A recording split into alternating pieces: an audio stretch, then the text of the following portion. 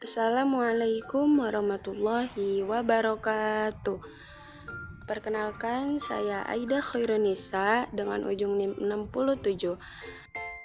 Di sini saya akan mempresentasikan tema yang berjudul Cognitive Behavioral Therapy atau yang disebut CBT dalam mata kuliah model-model konseling. Nah, di sini kita akan masuk ke pembahasan pertama, yaitu konsep dasar CBT. Nah, konsep dasar ini adalah salah satu bentuk psikoterapi yang sangat efektif yang dikembangkan oleh Aaron Techbeck, digunakan untuk mengatasi berbagai macam masalah kesehatan mental. Nah, konsep dasar CBT ini berfokus pada hubungan timbal balik antara pikiran atau yang disebut kognisi ataupun perasaan atau yang disebut emosi dan perilaku. Nah, CBT ini meyakini bahwa masalah psikologis seringkali berasal dari pola pikir yang tidak akurat ataupun yang tidak efektif atau tidak membantu, atau yang disebut distori kognitif, dan perilaku maladatif atau yang disebut tidak sesuai atau merugikan dalam perasaan mereka untuk meningkatkan kualitas hidup. Nah, di sini ada prinsip-prinsip utama CBT. Nah, prinsip utamanya itu meliputi berorientasi pada masalah atau yang disebut problem oriented, berfokus pada masalah spesifik di dalam klien pada saat ini, dan berorientasi pada tujuan atau yang disebut goal oriented, menetapkan tujuan yang jelas dan terstruktur untuk pencapaian yang dicapai. Yang selanjutnya ada struktural dan terbatas waktu atau yang disebut structured and time-limited. Umumnya dilakukan dalam sesi-sesi yang terstruktur dan di dalam jangka waktu yang tertentu, misalnya 12 sampai 20 sesi. Nah, di sini juga ada kolaboratif. Terapis dan klien bekerja sama sebagai tim. Yang terakhir ada psikoedukatif. Klien diajari keterampilan strategi untuk menjadi terapis bagi dirinya sendiri. Nah, yang kedua ada tujuan pendekatan konseling kognitif behavioral therapy. Nah, di sini tujuannya utama itu adalah membantu klien mengidentifikasi, mengevaluasi, dan mengubah pola pikir dan perilaku yang tidak sehat atau maladatif yang berkontribusi pada kesulitan emosional dan psikologis mereka yang lebih spesifik. Tujuan umumnya membantu individu memahami hubungan antara pikiran, emosi, dan perilaku, atau mengurangi gejala gangguan psikologis. Bisa juga mengembangkan pola pikir yang realistis dan sehat. Dan yang terakhir ada meningkatkan fungsi sosial atau kemampuan. Nah, yang tujuan khususnya itu bisa mengidentifikasi pikiran otomatis negatif. Pikiran yang muncul spontan seringkali tidak disadari. Yang kedua ada mengubah distori kognitif, menantang keyakinan yang tidak rasional.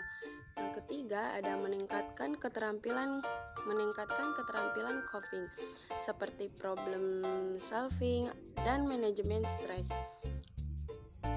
Yang keempat ada mengubah perilaku maladatif atau menjadi perilaku yang lebih produktif dan sehat. Yang kelima ada mencegah kekambuhan atau referention dengan membekali klien keterampilan jangka panjang. CBT banyak digunakan untuk menangani yang pertama kecemasan, yang kedua depresi, yang ketiga stres, dan yang selanjutnya fobia, dan yang paling terakhir ada gangguan perilaku. Assalamualaikum teman-teman. Halo guys. Di sini saya akan melanjutkan pembahasan tentang materi pendekatan konseling kognitif behavior therapy atau CBT yang sebelumnya sudah dibahas sebagian oleh rekan saya. Tapi sebelum itu izinkan saya memperkenalkan diri. Baiklah, langsung saja kita bahas. Pembahasan selanjutnya yaitu jenis-jenis kepribadian tidak sehat atau disfungsi dalam kognitif. Jadi dalam kerangka teori CBT, pola pikir yang tidak sehat atau disfungsional ini sering disebut sebagai distorsi kognitif, yaitu penyimpangan dalam proses penalaran yang menyebabkan interpretasi terhadap kenyataan menjadi tidak akurat. Beberapa bentuk distorsi kognitif yang umum terjadi ini meliputi overgeneralization, yaitu menarik kesimpulan yang luas dan menyeluruh hanya berdasarkan insiden atau bukti yang terbatas.